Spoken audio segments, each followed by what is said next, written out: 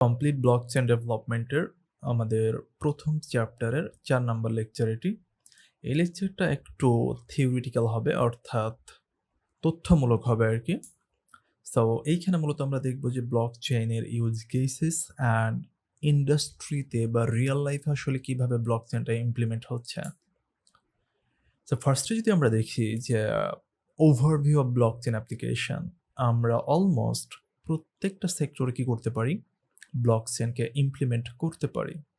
And blockchain implement করার ফলে যেই বেনিফিটসগুলো আমরা পাবো অলরেডি আমরা মাল্টিপল টাইমস বলেছি। আমাদের ট্রান্সপারেন্সি বজায় থাকবে, ট্রেসেবিলিটি থাকবে, সিকিউর থাকবে, এফিসিয়েন্সি থাকবে এবং কস্ট রিডাকশন থাকবে। কস্ট রিডাকশন কেন থাকবে? কারণ এখানে কোনো থার্ড পার্টি থাকছে না। তাহলে ইন ট্রেডিশনাল ওয়ে বা ওয়েব 2 তে যদি আমরা বলি যে থার্ড পার্টিকে আমরা যেই পরিমাণ অর্থটা দিতাম এটা কিন্তু আমাদের সেভ হয়ে যাচ্ছে।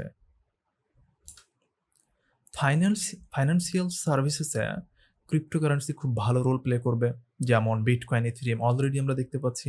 এছাড়া ডিসেন্ট্রালাইজড ফাইন্যান্স, যেটা আমাদের যেই ফাইন্যান্সিয়াল সার্ভিসগুলো আছে সেখানে কি রাখতেছে, খুব ভালো ইম্প্যাক্ট রাখতেছে। এরপর হচ্ছে ক্রস বর্ডার পেমেন্টস, এটা খুব ইম্পর্ট্যান্ট। ক্রস বর্ডার পেমেন্টস, আমরা যদি এখনকার সিনারিওটা চিন্তা করি, আমাদের বাংলাদেশ থেকে আপনি ধরুন $1,০০,০০,০০০ ডলারে পাঠাবেন আপনি অন্য যেকোনো একটা দেশে। ডু ইউ নো যে কি পরিমাণ সময় বা কি পরিমাণ এফোর্ট আপনার লাগবে? অনেক এফোর্ট লাগবে, অনেক সময় লাগবে আমাদের ট্র্যাডিশনাল ওয়েতে। বাট এই কাজটাই যদি আমরা বা এই ট্রান্সফারটা যদি আমরা ব্লকচেইনে করি, trust me, within a second আমাদের এটা কমপ্লিট হয়ে যাবে।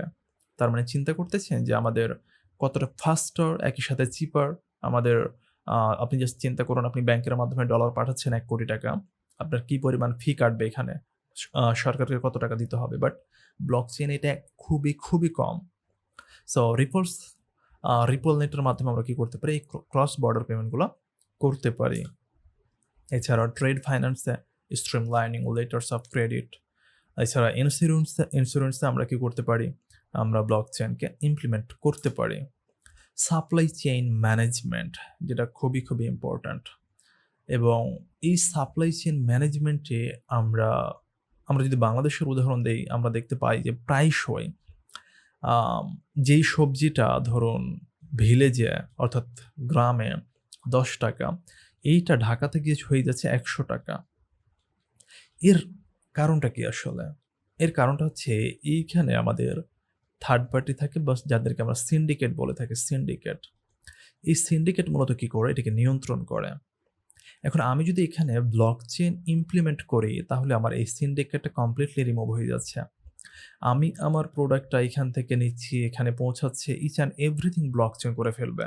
এখানে আমার ট্রাস্ট করার কোনো ইস্যুই নাই। যেহেতু কোনো পারসন নাই এখানে। সো ট্রাস্টলেস আমরা একটা সাপ্লাই চেইন ম্যানেজমেন্ট আমরা এখানে কি করতে পারি? বিল্ড করতে পারি। একই সাথে আমরা কিন্তু প্রোডাক্ট অথেন্টিকেশনও করতে পারি। আমি সিম্পল একটা এক্সাম্পল দেই। ধরুন আমি ময়মনসিংহে আছি, আপনি আছেন ঢাকাতে। আমি কি করব? আমি আপনার কাছে অরেঞ্জ সেল করব, অরেঞ্জ। এখন আমি ব্লকচেইন এরকম একটা প্রোগ্রাম বানাইলাম যে আপনি যদি অরেঞ্জটা পান এবং ঠিকঠাকভাবে পান, এখানে আমি ধরুন একটা IoT ডিভাইস লাগিয়ে দিলাম। এর কাজ হচ্ছে এটা ঠিক আছে কিনা এটা চেক করবে। তাহলে পরে আপনি যদি এই ডিভাইস দ্বারা চেক করে আপনি দেখেন যে এই অরেঞ্জটা ঠিক আছে, তাহলে আপনি কি করবেন? পেমেন্টটা আমাকে পাঠিয়ে দিবেন। যদি ঠিক না থাকে আপনি আমাকে পেমেন্ট করবেন না। আমার অরেঞ্জ আমার কাছে ব্যাক চলে আসবে। তাহলে এইখানে কি কোনো থার্ড পার্টির প্রয়োজন পড়ছে? না।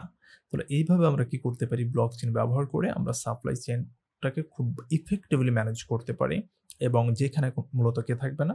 কোনো সিন্ডিকেট থাকবে না বা কোনো থার্ড পার্টি থাকবে না। এরপরে যদি আমরা কথা বলি ইনভেন্টরি ম্যানেজমেন্টের, ঠিক একইভাবে আমরা টোটাল যে সিস্টেমটা সেটা ব্লকচেইনে রাখলাম। ব্লকচেইনে রাখার পরে আমরা কি করছি? আমরা IoT ডিভাইসের সাথে কানেক্ট করে দিয়ে আমরা প্রোগ্রাম সেট করে দিচ্ছি। আমরা রিয়াল টাইমে আমরা ট্র্যাক করতে পারতেছি যে আমাদের কোন প্রোডাক্টের অবস্থা কিরকম আছে। Improve forecasting and planning, supplier verification ধরুন আমাদের যারা ইউজার্স আছে, ধরুন এখানে সাপ্লায়ার অর্থাৎ সেন্ডার এবং বায়ার, হ্যাঁ? বা সেলার এবং বায়ার। তাদেরকে কি করতেছি আমরা ব্লকচেন নেটওয়ার্কে নিয়ে আসতেছি। দেন ওইখানে কিন্তু আমরা তাদেরকে কি করতে পারছি? আমরা ভেরিফাই করতে পারছি। এরপরে হেলথ কেয়ার, এখানে আমি একটু আপনাদেরকে ডিটেইলসে বলি যে আ কিভাবে এখানে আসলে খুব পজিটিভ ইমপ্যাক্ট ব্লকচেন রাখতে পারে। ধরুন আপনি আছেন রাজশাহীতে, ওকে? রাজশাহীতে। এখানে আপনি মেডিকেলে গেলেন, কিছু টেস্ট করালেন, টেস্টের রেজাল্টগুলো আপনি পেলেন। এখন ডক্টর আপনাকে বলল যে আপনি ঢাকায় চলে যান। ঢাকায় চলে যান। আমরা পারতেছি না, আপনি ঢাকায় যান। এখন মনে করুন যে আপনি এই রেজাল্টগুলো ক্যারি করতে ভুলে গেলেন। ঢাকার ডক্টরের কাছে আসলেন। ডক্টর আপনার টেস্টের রেজাল্ট না দেখে আপনাকে কিভাবে পরবর্তী চিকিৎসা শুরু করবে? ধরুন রোগী ক্রিটিক্যাল অবস্থায় আছে। তাহলে এই ক্ষেত্রে দেখুন আমাদের ট্র্যাডিশনাল ওয়েতে কিন্তু প্রবলেম। এই ডক্টর কি করতে পারেন? আবার আপনাকে এই টেস্ট দিতে পারেন, আবার টেস্টের রেজাল্ট নিবেন, তারপরে কি করবেন? আপনাকে পরবর্তী চিকিৎসা দিবেন উনি, রাইট? বা মেডিসিন প্রোভাইড করবেন। সো ট্র্যাডিশনাল ওয়েতে বা ওয়েব 2 তে এটা ডেফিনিটলি একটা প্রবলেম। এটাকে কিভাবে আমরা সলভ করতে পারি ব্লকচেইনে? আমরা কি করলাম? একটা মেডিকেলের জন্য বা হেলথ কেয়ারের জন্য একটা ডিসেন্ট্রালাইজড সিস্টেম বানাইলাম।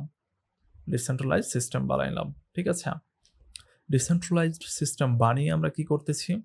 আমি বলতেছি যে আমার এখানে যে টেস্টগুলো হয়েছে, রোগীর নামসহ এই রেজাল্টগুলো আমি ইনস্ট্যান্ট আমার মেডিকেলের, এগুলো একেকটা মেডিকেল।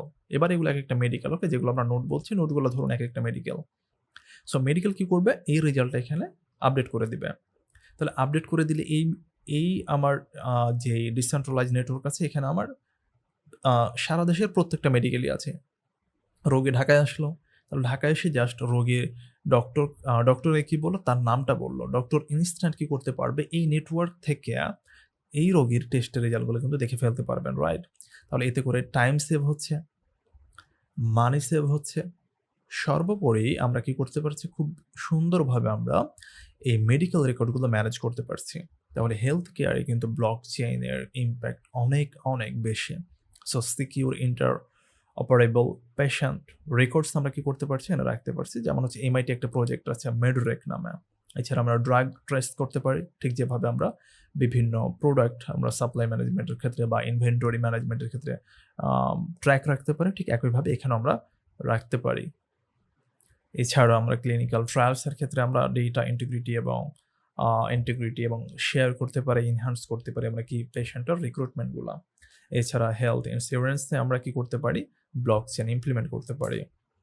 এরপরে গভর্নমেন্ট অ্যান্ড পাবলিক সেক্টরে যেটা খুবই, খুবই ইম্পোর্টেন্ট সেটা হচ্ছে ভোটিং সিস্টেম। সো চিন্তা করুন যে যেগুলো গণতান্ত্রিক দেশ, আমাদের দেশের কথাও যদি আমরা বলি যে আমরা ফেয়ারলি ভোট দিতে পারি না। এখন আমি যদি এটা কি করি? পুরোটা ডিসেন্ট্রালাইজড বানিয়ে ফেলি যেখানে কারো হাত থাকবে না, কেউ চেঞ্জ করতে পারবে না, ইচ অ্যান্ড এভরিথিং দেশের জনগণ দেখতে পাবে। তাহলে ভোটিং সিস্টেমটা অনেক দারুণ না? সো এটাও কিন্তু আমরা করতে পারি কিভাবে? ব্লকচেইনের মাধ্যমে। এরপরে আইডেন্টিটি ম্যানেজমেন্ট, আমরা ব্লকচেইনে যদি আমাদের প্রত্যেকের আইডেন্টিটি, ধরুন একটা আইডি কার্ড যদি আমরা বানিয়ে ফেলি ব্লকচেইনে, তাহলে কিন্তু আমাদের কি হবে? এই জিনিসটা খুব সিকিউরলি সংরক্ষিত থাকবে। একইভাবে কি হবে? আমাদের ডেটাগুলো আমরা যেকোনো জায়গা থেকে অ্যাক্সেস করতে পারবো খুব ইজিলি এবং ইচ অ্যান্ড এভরিথিং ট্রান্সপারেন্ট থাকবে, রাইট? সো ইউপোর্ট ইথেরিয়াম বেসড একটা আইডেন্টিটি ম্যানেজমেন্ট সিস্টেম অলরেডি আছে। এরপর হচ্ছে ল্যান্ড রেজিস্ট্রি। এইখানেও আমাদের দেশে খুবই প্রবলেম হয় যে দলিল জালিয়াতি করে আমরা দেখি যে জমি দখল করে নেয়। সেই জিনিসটা যদি আমরা ব্লকচেইনে করি তাহলে কিন্তু আর এই সুযোগটা থাকবে না। এছাড়া আমাদের গভর্নমেন্টের যে কোনো রেকর্ডসগুলো আমরা কি করতে পারি? ব্লকচেইনে রাখতে পারি। এখন ব্লকচেইন অ্যাডপশনে বেশ কিছু আমাদের চ্যালেঞ্জ আছে। যেমন স্কেলেবিলিটি আমরা এর আগেও বলেছি, রেগুলেটরি অ্যান্ড আনসার্টেইনটি, এরপরে ইন্টিগ্রেশন উইথ লিগ্যাসি সিস্টেমস, এরকম বিভিন্ন ধরনের কি রয়েছে? চ্যালেঞ্জ রয়েছে। বাট এই চ্যালেঞ্জগুলো নিয়ে অলরেডি কাজ হচ্ছে। প্রতিনিয়ত ব্লকচেইনে যে প্রবলেমসগুলো, চ্যালেঞ্জগুলো আছে এগুলোকে সলভ করে সামনে এগিয়ে যাচ্ছে। এখন আমরা যদি একটু দেখি যে ফিউচারে ব্লকচেইন কিভাবে অ্যাপ্লাই হতে পারে। সো আইওটিতে এটা আমি অলরেডি বললাম যে আমরা পার্টিকুলারলি ইনভেন্টরি ম্যানেজমেন্ট, যেকোনো ট্রেসিবিলিটির কাজে আমরা ব্যবহার করতে পারি। এআই এর সাথে ব্লকচেইন যদি আমরা জুড়ে দেই, ট্রাস্ট মি এটা একটা রিভলিউশনারি টেকনোলজি হবে বা আগামী ২০-৩০ বছর বলা হচ্ছে যে আর্টিফিশিয়াল ইন্টেলিজেন্স এবং ব্লকচেইন এর যে কম্বিনেশন, এই কম্বিনেশনটা কি করবে? রাজত্ব করবে। অটোনোমাস ভেহিকল আমরা বানাতে পারি। ইট মিনস ড্রাইভারলেস আমি কমপ্লিটলি একটা uh you know car rent system বানাতে পারি লাইক Uber। ওকে? যেখানে আমার কোনো ড্রাইভার থাকবে না। ইভেন আমি পেট্রোল পাম্পে যখন আমি তেল নিবো, ওইটাও আমার কি হবে? ক্রিপ্টোকারেন্সি পে করবে। আমার হচ্ছে ওখানে অটোমেটিক্যালি কি হবে? এআই এবং ব্লকচেইন এর মাধ্যমে ওটা প্রসেসগুলো সম্পন্ন হবে।